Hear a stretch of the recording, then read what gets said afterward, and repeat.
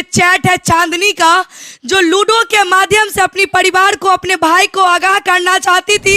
जज साहब से शादी कराया गया और जज साहब ने ऐसा कर दिया। कोई सोच भी नहीं सकता था कि जज ऐसा काम करेगा। इस गढ़ की सबसे खूबसूरत वो बेटी थी जो आज दुनिया में नहीं है। राखी में जाओगी ना तो 28 लाख लेके आना। चांदनी बोलती थी कि रात भर किसी लड़की से बात करता कि प्लीज भाई, तुम जब गाड़ी से उतरोगे तो अपना गाड़ी लॉक कर लेना, शीशा सब लॉक करके उतरना, क्योंकि ये लोग साजिश कर रहे हैं तुम्हें फंसाने का। जिसका बीवी का इतना क्रिटिकल सिचुएशन रहेगा वो घर में सोएगा, उसे नींद कैसे आ रहा है। 60-70 लाख रुपए शादी में खर्च किया गया। चांदनी इतनी खूबसूरत, इतनी प्यारी लड़की थी, पढ़ी लिखी, PhD की हुई लड़की। मकान बन रहा था तो 28 लाख रुपया बोला लेके आना। जज साहब पे FIR हो गया है। उसका सपना था शादी करना, अच्छा शादी, अच्छा जीवन साथी चाहती थी। इधर इंदा जज मिल गया उसको। ना जाने एक लड़की नहीं, वो कितनी लड़कियों को चंगुल में फंसाया होगा।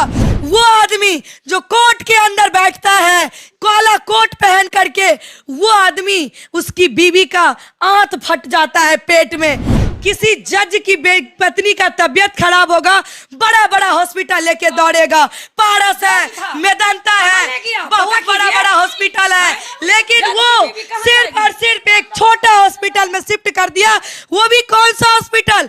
जो उसके दोस्त का हॉस्पिटल है। क्या वो लड़की ससुराल वाले के डर से, अपने पति के डर से लूडो गेम डाउनलोड करके और उसमें चैट के जरिए अपने परिवार को, अपनी थोड़ी थोड़ी सी, वो भी ज्यादा नहीं कि कहीं मेरे पापा को कुछ ना हो जाए, मेरी मम्मी को कुछ ना हो जाए, मेरे परिवार को कुछ ना हो जाए, वो सारे परिवार को देखते हुए वो चांदनी ने सिर्फ और सिर्फ अत्याचार अपने ऊपर झेली।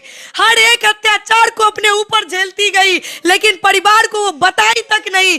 क्या आप यही कहना चाहते हैं कि बेटी को इतना सहन करना चाहिए ससुराल में, तभी वो एक अच्छी बेटी होने का फर्ज निभाएगी? काश थोड़ी सी हिम्मत ये दिखाई रहती उस गाड़ी में चढ़ने से पहले, आज से 2 महीना पहले अगर ये थोड़ी सी हिम्मत दिखाई रहती तो शायद आज चांदनी हम सभी के बीच होती। लेकिन कहीं ना कहीं वो संस्कार, समाज की बंधक, परिवार का मान सम्मान, इज्जत, वही बचाने के चक्कर में आज हमारी चांदनी इस दुनिया में नहीं है, क्योंकि आज वो अपने परिवार का सम्मान देगी। कौन अभी हमारी चांदनी को लाके दे सकता है? हैरान हूं मैं कि आज वो लड़की, जो फोटो आप लोग देखे होंगे, किसी मॉडल से कम नहीं है, जो दिन रात अपने फिटनेस पे ध्यान देती थी। इस गढ़ की सबसे खूबसूरत वो बेटी थी जो आज दुनिया में नहीं है। धिक्कार है हमें ऐसे जज पे, जो इस कोर्ट में काले कोट पहन के बैठ करके ना जाने कितने लोगों का वो न्याय किया होगा। धिक्कार है जो लोगों का न्याय किया होगा, कहीं ना कहीं वो लोग भी उसी तरीके में शामिल होगा, वैसे लोगों का वो न्याय किया होगा। उसको उस जगह पे रहने का कोई अधिकार नहीं। एनी हाउ, यहाँ के सरकार, यहाँ के प्रशासन से हमारी मांग है, वो उस पद पे रहने के लायक नहीं है। पहले तो उसको उस पद से बर्खास्त करते हुए फिर उसको जांच में लाना चाहिए, उसके ऊपर जांच बैठाइए कि ना जाने एक लड़की नहीं, वो कितनी लड़कियों को चंगुल में फंसाया होगा, ना जाने और कितनी लड़कियों के साथ वो रंग ललिया बनाया होगा। वो पैसा नहीं, वो बाहर और भी 10 जगह मुंह मारने का आदी हुआ होगा, इसीलिए वो ऐसा काम करके एक लड़की को 8 महीने तक एक रूम में कैद करके उसको सांस रोकने का काम किया।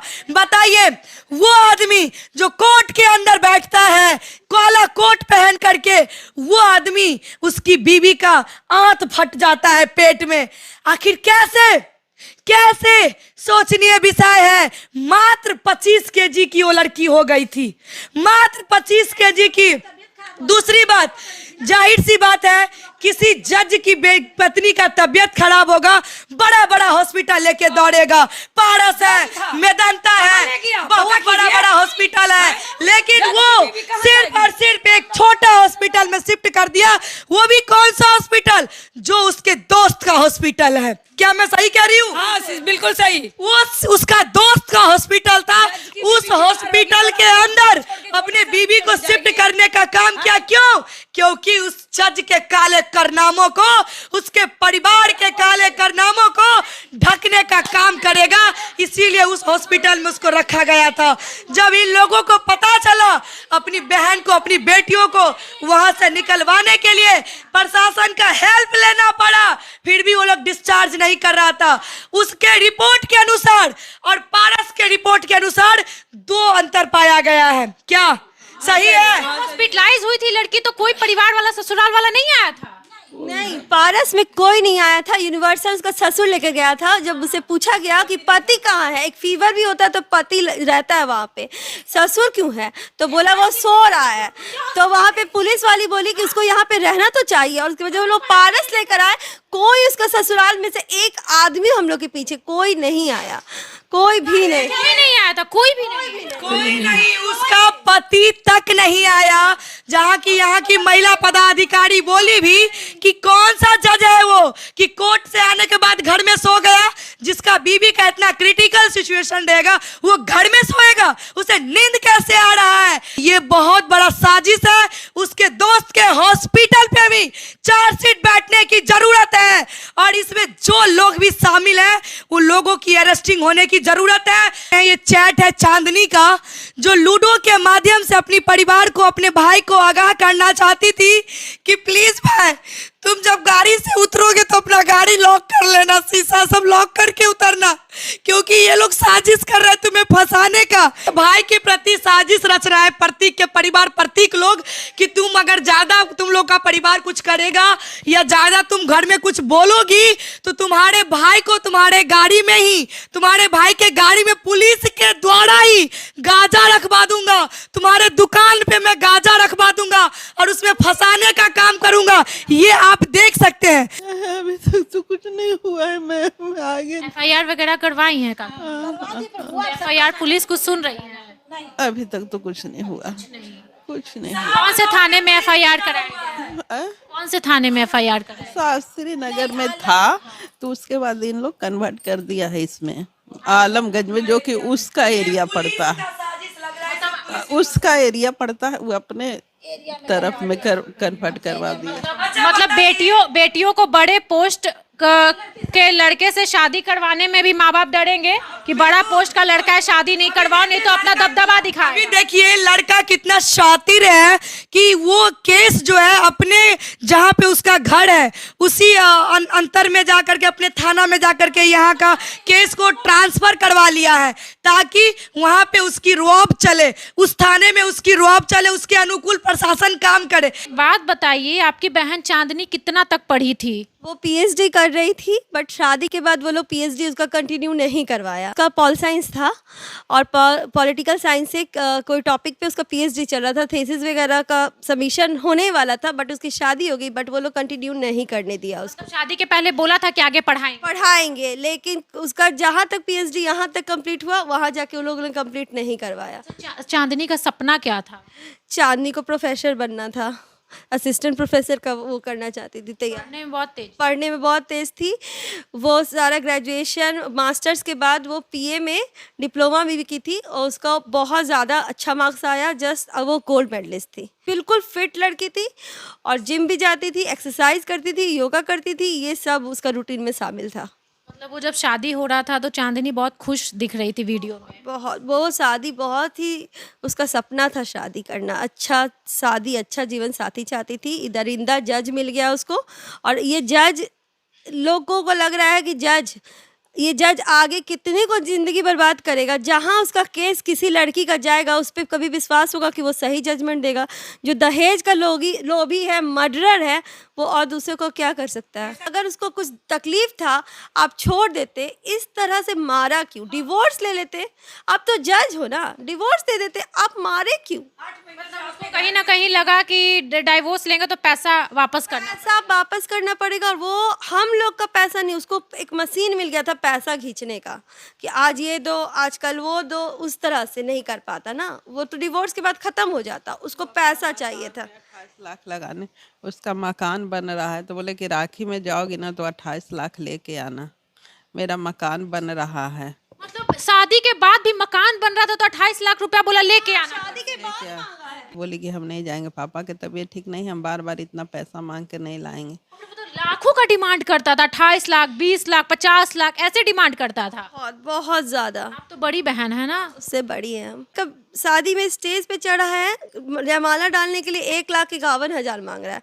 हम लोग बोले ये नियम तो कहीं है ही नहीं। जयमाला डालने का जज साहब 1,51,000 रुपया मांग रहे हैं। पूरा स्टेज पे हंगामा कर रहा था, पूरा फ्रेंड्स लोग मांग रहा है कि नहीं नियम होता है, तो बोला नहीं कुछ दीजिए, खुश कीजिए, खुश कीजिए। फिर मैनेजर जो था कम्युनिटी हॉल का बोला कि मैडम बारिश हो रहा है जल्दी कीजिए। हम लोग खुद स्टेज पे चढ़ के बोले कि 1,51,000 ये कहाँ का नियम है, कहाँ से हुआ है, ये तो होता ही नहीं है। उस समय भी वो मांग रहे थे। फिर मैनेजर भी बोला कि ये क्या कैसा आदमी है, ये ऐसा तो दूल्हा हम आज तक देखे ही नहीं है। नेग लेता है, मांग रहा है। और जयमाला कोई 5 मिनट भी पहनता है ना, वो फट से खोल के फेंक दिया। हम लोग उसका डिमांड पूरा नहीं किए, फट से खोल के फेंक दिया जयमाला का। FIR वगैरह आप लड़के पे की है ना, जज साहब पे FIR? जज साहब पे FIR हो गया है। हाँ, वो केस मैनेज कर सकते हैं, मैनिपुलेट कर सकते हैं, वो पोस्टमार्टम रिपोर्ट चेंज कर सकते हैं, वो कुछ भी कर सकते हैं। जज क्योंकि वो जज है, वो पावरफुल है। अब उसके पापा भी रेलवे में अधिकारी हैं और नेता हैं इस जोन के, कि क्या वो नेता भी हैं। उन लोगों को आप लोग भी तो इतने अच्छे परिवार, इतने अच्छे घर से हैं, तो आप लोग मतलब क्या लड़ाई लड़ना है या फिर डर के छोड़ देना है? डरना बिल्कुल नहीं है।